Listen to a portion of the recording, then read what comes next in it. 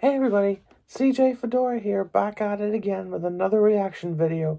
I'm just thinking today, as my cat rolls across the bed, I was just thinking, it's been a while since I've reacted to any Mr. Nightmare content. He hasn't been on for a while. Where is he?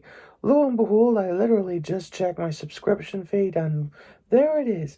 New upload, Mr. Nightmare. 3 true Uber/Lyft horror stories. Right off the bat, right at the start of the video, it says, this video contains 2 new stories and 1 story that has been used already in a video that was removed. So, without further ado, let's get into it. For context, I'm recording on my phone and I'm watching on my brand new laptop. I used to watch it on my PlayStation. This is just a wee bit more convenient for me, so I've got the phone laying on the monitor here and I've got the video here. So let's get right into it. Here we go.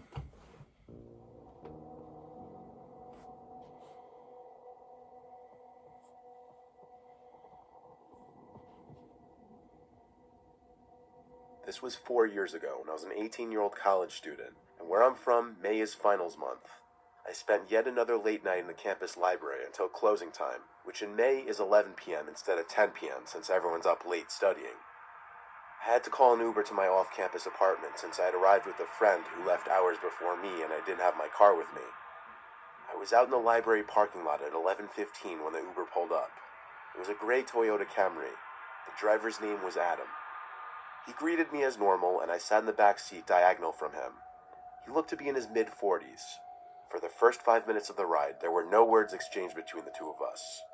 But then he started to ask me questions. His first question was if I was a student, which seemed a rather pointless question since I was just picked up from a college library. Next, he asked how my classes are going, then how old I was. I didn't like that question. I lied and said I was 23 instead of 18. At this point, I noticed he would constantly look at me through the rearview mirror as he spoke, and when he would finish what he was saying, he had this weird, creepy smirk on his face. His questions were getting a little too personal for someone whose sole relationship with me was supposed to be my driver for 10 to 15 minutes. He asked how my dating life at school is, and as much as I wanted to just flat out ignore his question, I said it wasn't bad. I should have lied and said I had a boyfriend, but for whatever reason I didn't think of saying that. He transitioned from questions to making comments, like that he used to be a huge cheater in college and asked if I ever cheated. I nervously laughed and said once or twice. He then made it even weirder, to no surprise, and asked if I'd ever cheated on a boyfriend. I said no. At this point, we were stopped at a red light. I tried my best to avoid looking at the rearview mirror, but I was too curious and snuck a peek. He was looking at me. He made a comment that I was very pretty. I knew it was coming eventually, and it still was incredibly creepy. I didn't acknowledge it. There were 2 minutes left in the ride, when I noticed he made a left turn instead of a right turn at one of the intersections. So I spoke up and told him he went the wrong way. Then he said he knows, he just has to stop at his place real quick to get something. I asked him to please just drop me off first, but he insisted his house was a minute away. And apparently it was. He stopped in front of the house and said, "We're here." Then he turned to me and asked if I wanted to come in, saying he had alcohol and food in case I wanted to release some stress after studying. No. I didn't even know what to say. I wanted to get out of the car and run, but I was scared to. I said, "Please just take me home." He chuckled and said he'd be right back. He went into his house, and that was when I got out from the car and started to run. No, I didn't think he had plans to murder me, but something was off about him and the situation, and I just wanted to get out of there. Good. Moments later, I felt my phone vibrate. It was a message from Adam, the driver, saying, "You know I have your address, hot stuff." That just made me run even faster. Fuck. I canceled the ride just so he wouldn't be able to contact me anymore. I made it back to my apartment in a few minutes. Running with my backpack was hard, but thank God I do my cardio. My apartment was the left side of a duplex.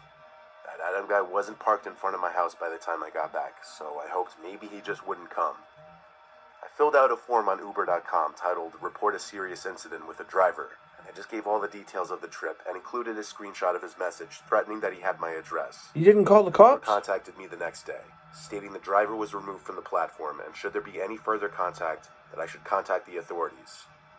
Well, the next night when my roommate wasn't home because she was spending the night with the guy she was talking to, there was a knock at the front door followed by the doorbell. Fuck. It was like 8 to 9 p.m., so it was kind of late for solicitors or anything like that.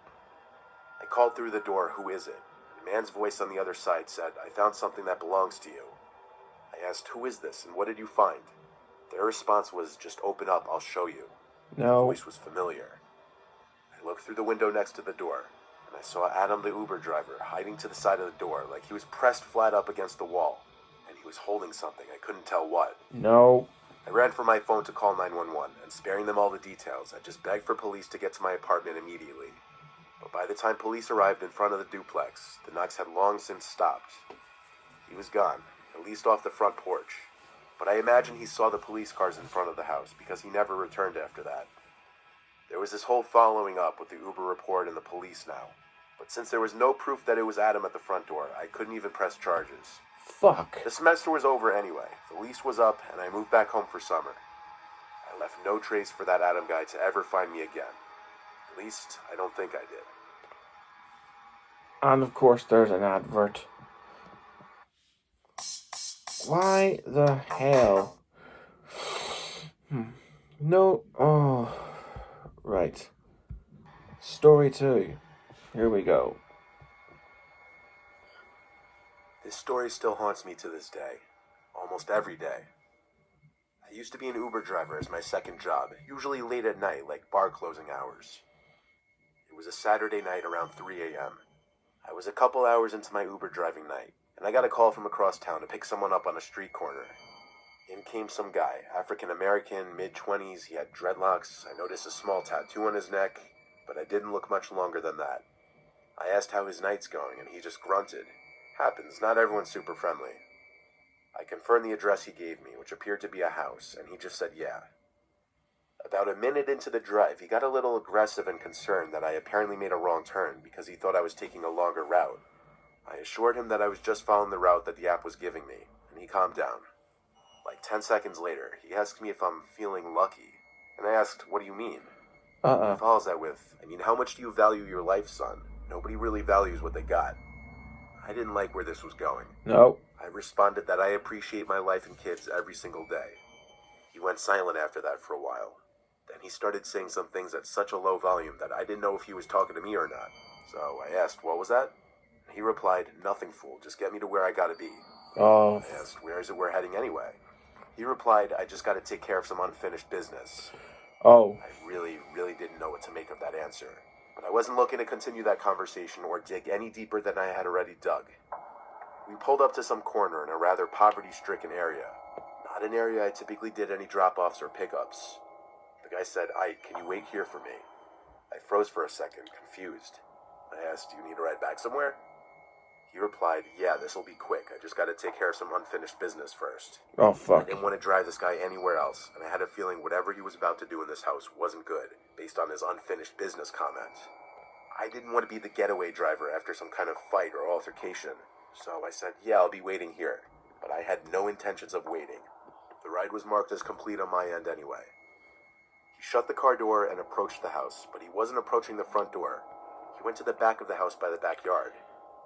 I didn't stick around after that. I drove off after about 20 seconds, slowly and quietly so he wouldn't hear me taking off. I chose to end my shift that night right then and there. I was pretty sketched out.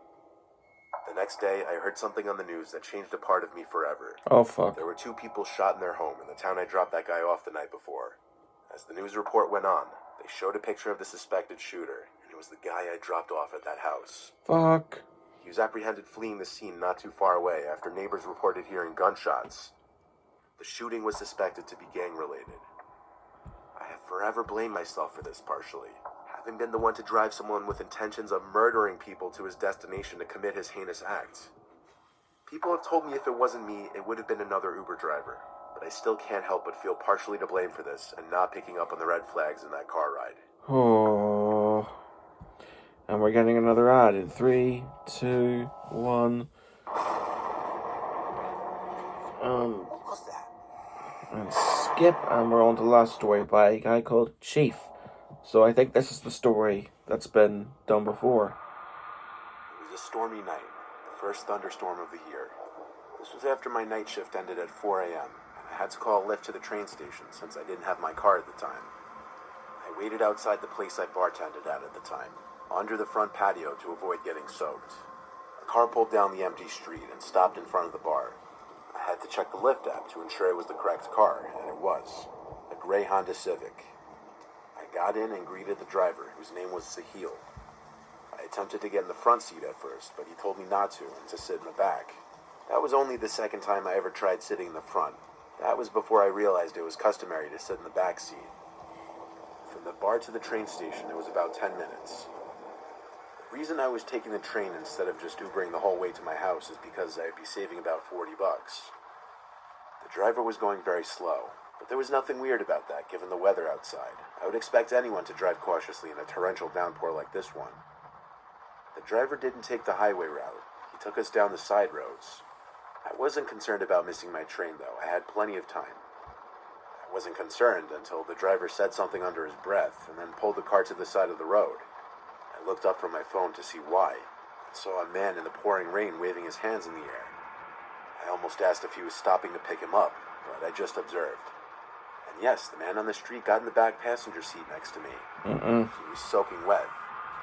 He kept his black hood on in the car. I scooted all the way over to the left.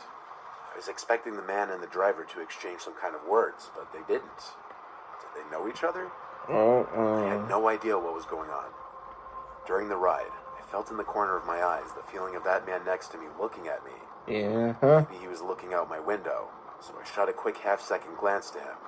But I was wrong. He was looking at me. On top of it, as the drive progressed, I started paying more attention to the route we were taking. It wasn't the right way to the train station. I tried to sneak a peek at the driver's phone screen to see if maybe he was following some incorrect route, but he seemed to have his phone on his lap, unlike most Lyft drivers who have their phones mounted on the dashboard. I politely said, "I think we're going the wrong way." He replied something in such a low tone mixed with a thick accent that I had a hard time understanding it. By the third time I asked him to repeat himself, I finally just repeated myself and said we're going the wrong way. I confirmed this by checking the map on my phone. The driver didn't acknowledge me. I felt as though the guy next to me was inching closer every minute. Yeah. He also wouldn't stop staring at me. Eventually, I asked the driver to pull over and cancel the ride. No acknowledgement. The driver was blowing stop signs, and there were no stoplights anywhere on these side roads. So I didn't really have a good time to escape, but I knew I was about to be their victim of something. This was some kind of trap, so I decided I was going to jump out of the car when I had the chance. I waited till we were on a street with woods on one side, which was perfect for me to make my escape. The car was going probably 15 to 20 miles per hour. I opened the car and jumped out. The two men screamed stuff in a different language, I'm guessing to each other. My impact with the ground was obviously painful, but I think the layer of water on the street might have cushioned my fall a little bit. The car completely stopped, and I saw the man who was next to me get out. I had to get on my feet and run into the woods. I heard him chasing after me for a little bit, but there was no shot he'd find me. I heard him yell something back to the car. It sounded like it was in Russian. Then he ran back to the car and they drove off. I immediately called an Uber instead of a Lyft this time, and this time I was brought safely to the train station.